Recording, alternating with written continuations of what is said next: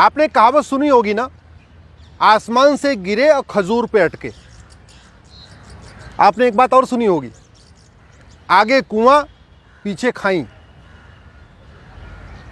पाकिस्तान के हिंदुओं के साथ यही हो रहा है। अगर वो पाकिस्तान में रहते हैं उनका धर्मांतरण होता है,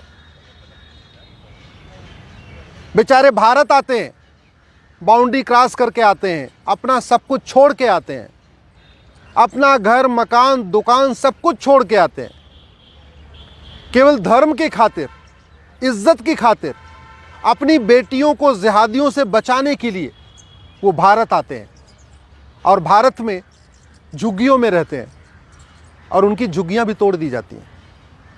अभी यही हुआ है राजस्थान में। ये देखो, हम हिंदुस्तान आए हैं, ये हिंदुस्तान है, ये हिंदुस्तान है हमारा। देखो ये घर तोड़ है हमारे। देखो पाकिस्तान में हम बर्बाद थे, यहाँ पे भी बर्बाद है आज तक। हम मार रहे हैं। देखो क्या इधर इंडिया वाले जुल्म। ये देखो,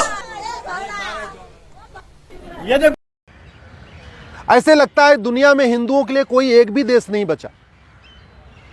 बड़ी आशा से वो पाकिस्तान से सब कुछ छोड़ के आए थे हिंदुस्तान, कि ये हिंदुस्तान है, हिंदुओं को शरण मिलेगी। लेकिन कांग्रेस की सरकार ने, गहलोत सरकार ने उनकी झुग्गियों पे बुलडोजर चला दिया। मैं अशोक गहलोत जी से पूछता हूं, राजस्थान में नशा तस्करी होती है, किसी नशा तस्कर का घर आपने बुलडोजर से गिराया क्या? राजस्थान में भ्रष्टाचार चरम पे, किसी भ्रष्टाचारी के घर पे बुलडोजर चलाया क्या? आए दिन राजस्थान में बलात्कार हो रहा है, किसी बलात्कारी के घर पे बुलडोजर चलाया क्या? आए दिन राजस्थान में पत्थरबाजी हो रही है, किसी पत्थरबाज के घर पे बुलडोजर चलाया क्या? आपकी हिम्मत नहीं है। आपकी हिम्मत पड़ी केवल वो गरीब, परेशान, लाचार हिंदुओं की, जो बेचारे पाकिस्तान से अपनी इज्जत की खातिर आए थे। लेकिन मैं इसमें कांग्रेस को दोष दूं, अशोक गहलोत का तो जो है वो है ही है। मुझे आश्चर्य हो रहा है भारत के हिंदुओं के ऊपर। यहां टर्की में कुछ होता है तो बॉम्बे में आजाद मैदान भर जाता है, म्यांमार में कुछ होता है, बॉम्बे में आजाद मैदान भर जाता है। दुनिया के अलग अलग देशों में कुछ, इजराइल में कुछ होता है, तब भी कैंडल मार्च हो जाता है। और जो हिंदू अपना दुकान मकान घर खेत खलिहान, अपने गाय अपनी भैंस अपना सब कुछ छोड़ के आए, आज वो बेघर हो चुके हैं। उनको नागरिकता नहीं मिल रही है, उनको बेसिक उनकी जो रिक्वायरमेंट नहीं पूरी हो रही है, उनको बिजली नहीं मिल रही, उनको पानी नहीं मिल रहा, उनको मकान नहीं मिल रहा है। इसके बावजूद भी आप लोग मौन हैं। भारत के, हिंदुस्तान के हिंदू मौन हैं। आने वाले टाइम में पाकिस्तान के हिंदू वहीं कन्वर्ट हो जाएंगे, लेकिन हिंदुस्तान भाग के नहीं आएंगे। बांग्लादेश के हिंदू वहीं कन्वर्ट हो जाएंगे, लेकिन वो हिंदुस्तान नहीं आएंगे, क्योंकि उनको पता है कि वहाँ तो कम से कम कन्वर्ट हो जाएंगे, घर मकान दुकान तो बचा रहेगा ना। भारत में आने के बाद तो कहते नहीं, न घर के रहे न घाट के। बड़ी आशा से बेचारे वो छोड़ के आते हैं। बांग्लादेश में परेशान होते हैं वो भारत आते हैं, पाकिस्तान में परेशान होते हैं वो भारत आते हैं, अफगानिस्तान में तो अब ख़त्म ही हो गए, जो कुछ थोड़े बहुत बचे थे वो अंतिम में आ गए। लेकिन आज तक उनको नागरिकता नहीं मिली। यहाँ पे रोहिंग्या घुसपैठियों को झुग्गी के बदले मकान मिलता है, बांग्लादेशी घुसपैठियों को झुग्गी के बदले मकान मिल रहा है। ये जो 80 करोड़ लोगों को मुफ्त में राशन दिया जा रहा है, उसमें 5 करोड़ बांग्लादेशी रोहिंग्या घुसपैठिए भी हैं। उन्होंने क्या किया? घुसपैठियों ने घूस दे के आधार बनवा लिया, घूस दे के राशन कार्ड बनवा लिया, घूस दे के ड्राइविंग लाइसेंस बनवा लिया, घूस दे के बर्थ सर्टिफिकेट बनवा लिया, घूस दे के वोटर आईडी बनवा लिया, घूस दे के बैंक खाता खुलवा लिया। इसलिए वो हिंदुस्तान में रह रहे हैं और जितनी भी सरकारी स्कीम है, केंद्र की स्कीम और राज्य की स्कीम, सबका फायदा उठा रहे हैं। वो झुग्गी बना लेते हैं, बाद में सरकार उनको झुग्गी के बदले मकान दे देती। चुनाव के पहले एक नारा आता है ना, जहां झुग्गी वहां मकान। तो बांग्लादेशी रोहिंग्या घुसपैठियों को तो झुग्गी के बदले मकान मिल रहा है, लेकिन वो हिंदू हैं, पाकिस्तान से आए हैं या बांग्लादेश से आए हैं, वो ईमानदार हैं। वो घूस दे के अपना आधार नहीं बनवाते, घूस दे के राशन कार्ड नहीं बनवाते, घूस दे के वोटर आईडी नहीं मंगवाते, घूस दे के वो अपना बैंक में खाता नहीं खुलवाते। इसलिए उनको झुग्गी के बदले मकान नहीं मिलता। मकान तो छोड़िए, झुग्गी पे बुलडोजर चल रहा है। कितने शर्म की बात है। और मुझे सबसे दुख इस बात का है, राजस्थान में घुसपैठियों के झुग्गी के ऊपर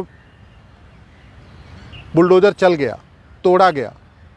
इसके बावजूद न मीडिया में डिबेट हुई, न कोई किसी बड़े नेता का स्टेटमेंट आया, सब कुछ एज इट इज चल रहा है।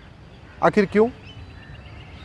और ये केवल राजस्थान की बात नहीं है, भारत में हर जगह ये प्रॉब्लम है। जहाँ जहाँ हिंदू आके बसे हैं, आज वो बेसिक नीड के लिए तड़प रहे हैं, तरस रहे हैं। लेकिन जहाँ जहाँ रोहिंग्या बांग्लादेशी रह रहे हैं, वहाँ उनको सारी सुविधाएं मिल रही हैं। और वो घुसपैठिए तो उनकी हिम्मत देखिए, वो तो सुप्रीम कोर्ट में पीआईएल भी फाइल कर देते।